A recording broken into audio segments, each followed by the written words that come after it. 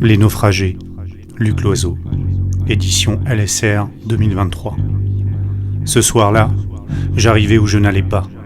De bar canaille en cabaret borgne, j'errais toute la nuit à la recherche d'une idée qui ne vint jamais. J'aurais pu tenter de la débusquer au fond d'un puits ou dans l'antre d'un ours, le résultat eût été identique. Les idées sont comme les femmes, ce sont elles qui fixent l'heure des rendez-vous. Ce fut une nuit lamentable, faite de rencontres navantes et vaines.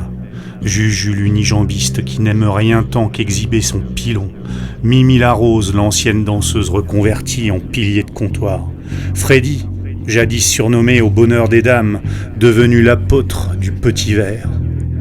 Tant de pauvres égarés traînent dans les établissements à Versailles, qui jalonnent les rues sombres, lancés dans la quête immobile d'un passé qu'ils ont cru heureux.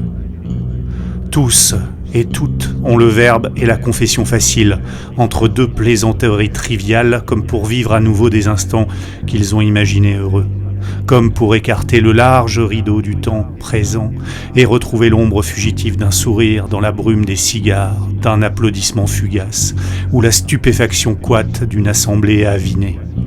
Entre deux cafés qui marchent et un picombière, ces anciennes gloires de cabaret moite, écouter les sirènes de la nostalgie, l'œil vitrifié par l'eau de vie. Quel spectre du passé pouvait bien s'agiter dans ces têtes molles pour faire parfois étinceler des regards dénués d'espérance? Quel souvenir de quel triste numéro ravivait ces visages effondrés dont le phare semblait avoir 1000 ans? Il me semble pourtant avoir aperçu le sillon clair d'une larme fendre le plâtre qui recouvrait la joue de cette pauvre Juju. Il faut croire qu'en partant à la pêche dans son ballon de rouge, l'unijambiste y avait noyé le peu de joie qui lui restait. Freddy avait semblé remarquer l'eau salée du passé mouiller le petit visage d'à côté, car il avait esquissé le geste gauche de se lever, sans doute dans la chimérique intention de consoler son ami, sa semblable, sa sœur, comme disait Baudelaire. Mais l'emprise de l'eau-de-vie l'avait brutalement ramené sur l'affreuse banquette rouge, mouchetée par d'innombrables trous de cigarettes.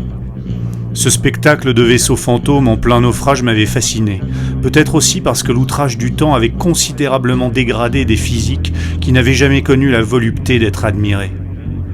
La disparition des métiers avait achevé le travail de sape et jeté ces navires en perdition dans le port terne de la détresse, où nul n'embarque jamais, sauf peut-être pour un voyage immobile.